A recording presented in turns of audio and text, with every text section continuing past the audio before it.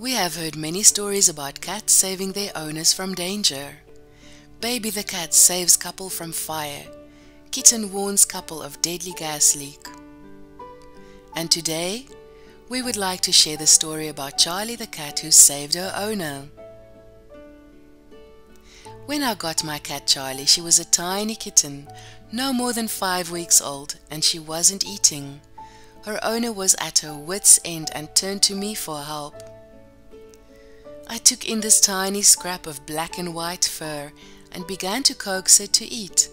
I put morsels of kitten food in her mouth every 4 hours and kept a basket close by my bed so that I could monitor her day and night. Charlie started thriving, and as she grew, so did her attachment to me. She would never leave my side. At times it was even a little annoying, especially when she got under my feet. She was so attached to me that she resented anyone else coming near. If Kevin, my husband, showed too much affection, Charlie would wedge herself in between us. I had 2 other cats, but they were close to Kevin and my daughter, so Charlie became mine. It was on her terms though. As they say, a dog has a master and a cat has a slave. I have been diabetic from the age of 12 and I need 2 injections of insulin a day. I can usually control my diabetes well, but once or twice I ended up having a bad hypoglycemia. That happens when your blood sugar drops to dangerously low levels. It can cause dizziness, palpitations, and even loss of consciousness.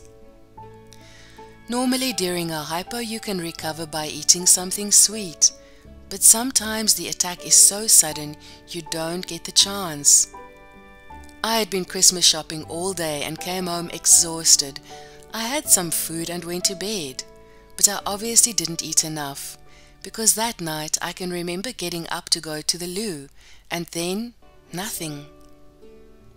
My blood sugar must have dropped during my sleep, and I collapsed in the bathroom. Within minutes the cats realized something was wrong. Instead of just sitting by my side, she went to our bedroom and jumped on the bed where Kevin lay undisturbed. She began to pat his hand with her paw and lick his face, something she had never done before. We have no idea how long this continued, but it must have taken a while for her to rouse him.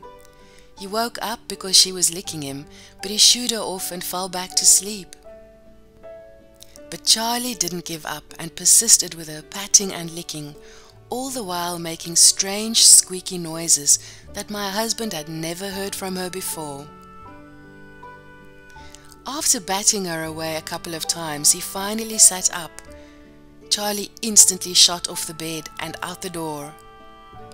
Kevin noticed that my side of the bed was empty and followed Charlie to the bathroom, where he found me unconscious on the floor. Thankfully, he had been trained to administer my glucagon injections, which makes the body release glucose. Within a few minutes, I regained consciousness. "What am I doing here?" I asked groggily. Kevin told me what had happened, and I couldn't believe it. Charlie had actually made that logical jump. If she couldn't help me, she would make a plan. It still astounds me to this day. You hear about dogs coming to the rescue of their owners, but cats are known for their independent spirit. It seemed so strange. As I recovered with a drink and some toast, Charlie sat on my lap, purring happily. She slept by my side that night and hovered close by the following day. My 2 other cats slept through the whole episode, more typical to cat behavior. If Charlie hadn't raised the alarm, who knows what would have happened? Would Kevin have woken up in time? I doubt it. I could have fallen into a diabetic coma, suffered brain damage, maybe even died. Instead, thanks to Charlie, I didn't even have to go to hospital. Soon after the incident, Charlie got very ill with cat flu. It was my turn to look after her. So, the relationship is reciprocal. Soon after the incident, Charlie got very ill with cat flu. It was my turn to look after her. The relationship is reciprocal. Nowadays, I am even more careful with my blood sugar levels. It has taught me an important lesson. It really shook Kevin to see that I could become so ill so suddenly. We were both deeply grateful to Charlie the cat. So Jang Animal's mom is collecting stories about animals to spread the animal love to everyone.